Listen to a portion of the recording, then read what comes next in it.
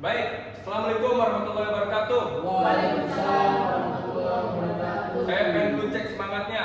Semangat pagi. Pagi, pagi, pagi. Sekali lagi, semangat pagi. Pagi, pagi, pagi. Bapak Ibu, saya pengen cek dulu. Ini betul di peserta di Diklat Pol PP? Betul Ya. Betul, gak ada yang nyasar ya berarti ya. Ya udah, saya pertama ingin mengucapkan selamat datang di BPSDM Kementerian Dalam Negeri. Ini tempat kita melakukan diklat Bapak Ibu ya. Dari awal nanti Bapak Ibu mengikuti diklat hingga nanti akhir penutupan. Jadi sebelum saya masuk ke dalam materi, Bapak Ibu, saya ingin buat kesepakatan. Gimana kalau selama sesi dengan saya kita akan santai saja? Setuju nggak? Setuju? Setuju. Oke. Dan untuk cek konsentrasi Bapak Ibu, gimana kalau misalkan saya bilang setuju, Bapak Ibu jawab sepakat. Dan kalau saya bilang sepakat, Bapak Ibu jawab setuju. Setuju. Oke, kita coba ya. Setuju? Sepakat. Sepakat? Setuju. Setuju? Sepakat. Sepakat? Setuju. Tangan untuk kita semua.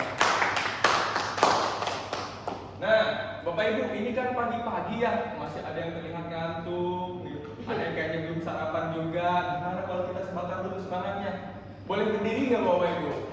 Boleh ya. Oke, ya jadi kalau saya bilang semangat pagi, Bapak Ibu, pagi, luar biasa. Lalu kalau saya bilang siapa kita? Satpol PP Indonesia. Satpol PP, Raja Wibawa, tegas, humanis, disiplin. Paham ya Bapak Ibu? Ya, kita coba ya. Semangat pagi, pagi, luar biasa. Siapa kita? Satpol PP Indonesia. Satpol PP, Raja Wibawa, tegas, humanis, disiplin. tepuk tangan dulu. Oke, silakan Bapak Ibu dulu. Jadi Bapak Ibu, hari ini kita akan membahas soal tugas, fungsi, wewenang Satuan Polisi Pamong Praja.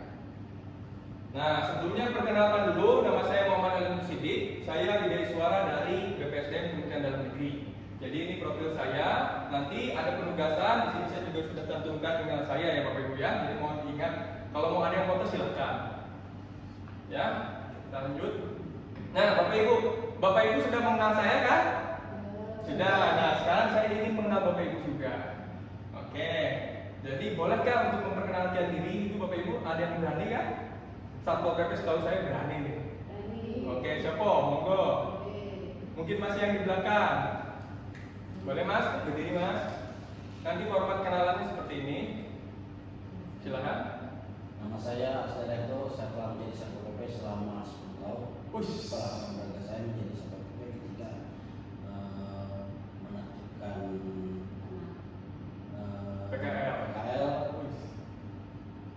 Ada sedikit tegangan, tapi tetap berjalan lancar. Bapak Satpol PP di mana? Di Dana Jakarta Selatan. Oh, ada yang dekat. Tepuk tangan dulu. Oke, kita sudah mengenal semua, saling kenal. Jadi selanjutnya kita masuk ke materi Bapak Ibu. Jadi yang pertama saya ingin bacakan dulu tujuan pembelajaran ini apa sih gitu. Kira-kira Bapak Ibu mengikuti pembelajaran ini untuk apa? Jadi harapan kami setelah mengikuti pembelajaran ini, Bapak Ibu diharapkan mampu menjelaskan tugas, fungsi dan wewenang Pol PP. Gitu ya. Selanjutnya, apa saja pokok pembahasannya selama perkuliahan siang pagi hari ini? Ada 5. Yang pertama penjelasan tugas, fungsi, wewenang hingga nanti sampai dengan penutup. Jadi mudah-mudahan Bapak Ibu bisa mengikuti sampai akhir. Sama kelas saya, silakan saja Bapak Ibu kalau mau ngopi, ambil saja kopi di luar gitu, nggak apa-apa, kita santai saja. Yang penting substansinya tersampaikan. Setuju ya? Sepakat. Kalau setuju sepakat. Nah, sebelum saya mulai ke inti materi, Bapak Ibu boleh minta untuk di-scan dulu. Jadi saya ingin melihat dulu kira-kira harapan Bapak Ibu itu apa sih selama mengikuti pembelajaran kali ini. Sudah ya? Oke, saya cek dulu ya Bapak Ibu ya.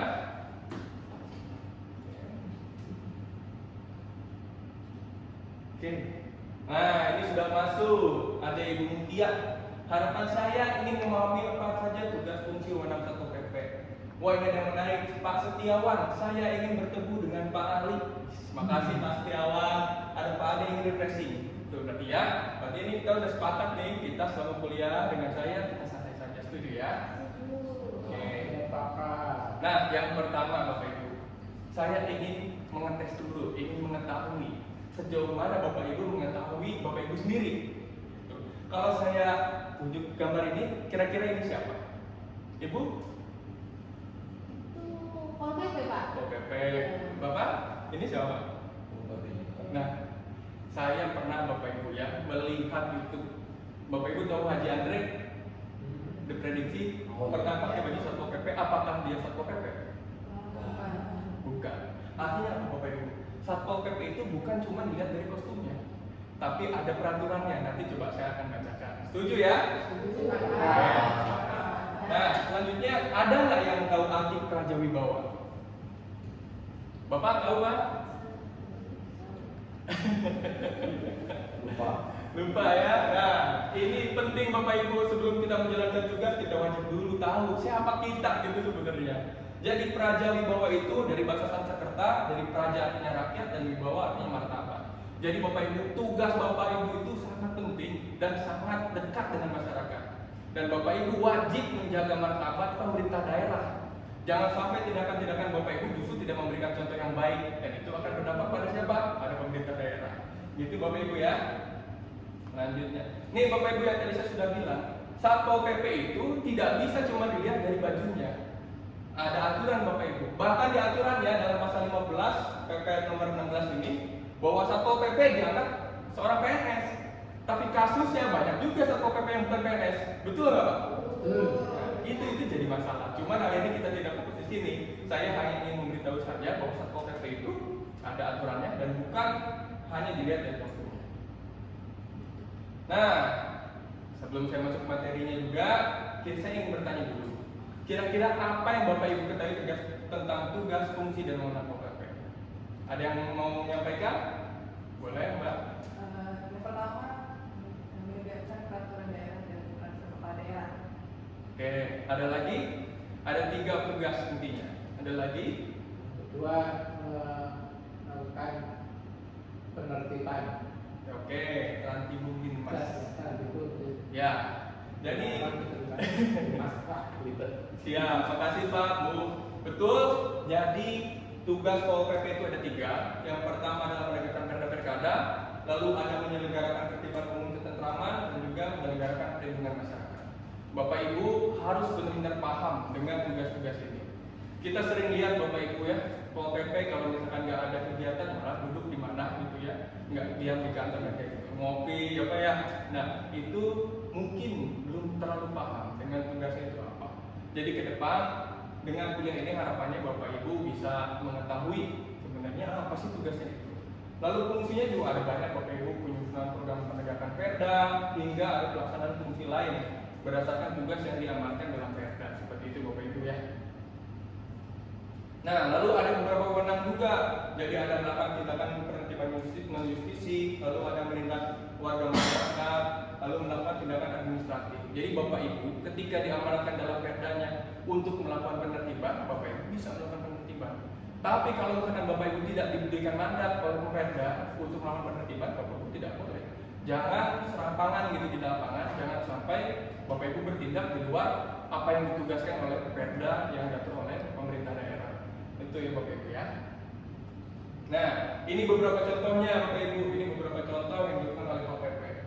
Kalau lihat dari video ini, kira-kira Pol PP itu dalam menegakkan perda dan perkada harus bersikap seperti apa kepada masyarakat? Ada yang bisa memberi pendapat? Humanis, betul. Ada lagi? Harus memperhatikan hak-hak asasi manusia. HAM, betul. Ada lagi Pak? Yang kasar. Jangan kasar ya. Pak, ada? Ya, harus pendekatan manusiawi. Mau persuasif gitu ya Pak ya? Betul. Jadi Bapak Ibu, jangan kita bertindak semau kita. Asal tertib kita lakukan segala cara. Itu tidak bisa Bapak Ibu. Harus humanis. Seperti itu Bapak Ibu. Setuju ya? Betul. Sepakat. Betul. Ini Bapak Ibu ada contoh baik, contoh buruk. Ini gua foto di kanan, contoh buruk Bapak Ibu. Ketika penertiban saat COVID-19. Boleh nggak Bapak Ibu kita menertibkan lagi kita mendang-endang seperti itu? Tidak boleh. Boleh nggak kita menertibkan lalu semprot-semprot oleh air seperti itu? Tidak boleh. Dan ini kan ditegur juga oleh Presiden saat itu. Bahkan Pak Menteri Dalam Negeri pun membuat statement gitu, harus humanis dan harus santun seorang Satpol PP. Ini yang perlu dilakukan. Harus persuasif, harus pendekatannya yang lebih manusiawi gitu. Sebelum nanti kita membuat tindakan yang lebih keras lagi gitu. Keras pun ada batasannya. Harus humanis dan menjaga HAM. Kita lanjut ya Bapak Ibu. Nah, setelah tadi saya jelaskan nih, saya ada tugas kelompok untuk Bapak Ibu. Jadi Bapak Ibu nanti dibagi menjadi 3 kelompok. Ada kelompok 1 dengan kelompok 3. Tugasnya yang pertama Bapak Ibu berikan itu mengangkat contoh pengalaman yang pernah dialami oleh anggota kelompok dalam menjalankan tugas dan fungsi Pol PP di lapangan. Jadi pernah nggak Bapak Ibu melakukan penertiban, baik itu PKL ataupun izin bangunan yang dilarang oleh Pemda, nanti silahkan didiskusikan. Lalu nanti tolong dibuatkan 2 slide gitu Bapak Ibu ya. Silahkan mungkin boleh berhitung dari sini Pak, dari 1 sampai 3. 1, 3. 1, 2, 3. Oke, jadi sesuai dengan huruf nomornya ya. Kalau nomornya sama berarti satu kelompok. Silakan. Oke, berkelompok ya. ya. Oke, silakan diskusikan. Ada kasus dari DKI, ada pelanggaran dan melakukan tanda tangan.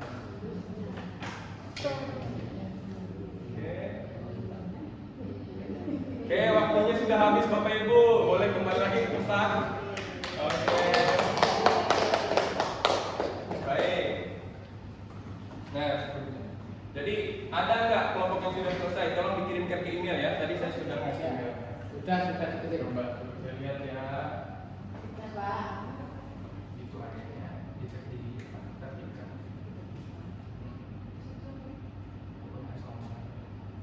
Oke, ini kelompok 1 sudah masuk Bapak Ibu. Yang kelompok 1 siapa? Mbak Mutia ya? Ya. Oh, coba monggo Mbak, boleh dipresentasikan. Oke, jadi kasusnya adalah penegakan Perda DKI di Gereja Kristen Yasin Bogor. Oke. Nah, diawali dengan adanya pemalsuan tanda tangan, jadi kita Pol PP langsung bergerak. Selanjutnya Pemkot itu mengeluarkan pencabutan untuk Izin dan bangunan. dan menawarkan relokasi ke tempat lainnya. Setelah itu pembangunan selesai dan selama kurang lebih 2 tahun. Ini saat penertiban ada hambatan atau tantangan? Alhamdulillah aman dan juga tertib. Tertib ya. Ini soal agama relatif sensitif ya. Ya. Ini dokumentasinya ya Bu ya. Oke. Oke, terima kasih untuk Bu Mutia. Terima kasih. Nah, ini yang tadi ditunjukkan oleh kelompok 1 sudah tepat Bapak Ibu. Ya, pendekatan yang humanis, ikut bergabung, tidak tidak dengan kekerasan. Ini yang pas. Apalagi dalam mengatasi permasalahan atau penegakan perda yang berkaitan dengan keagamaan, itu sensitif. Jadi seperti itu Bapak Ibu ya. Oke. Oke.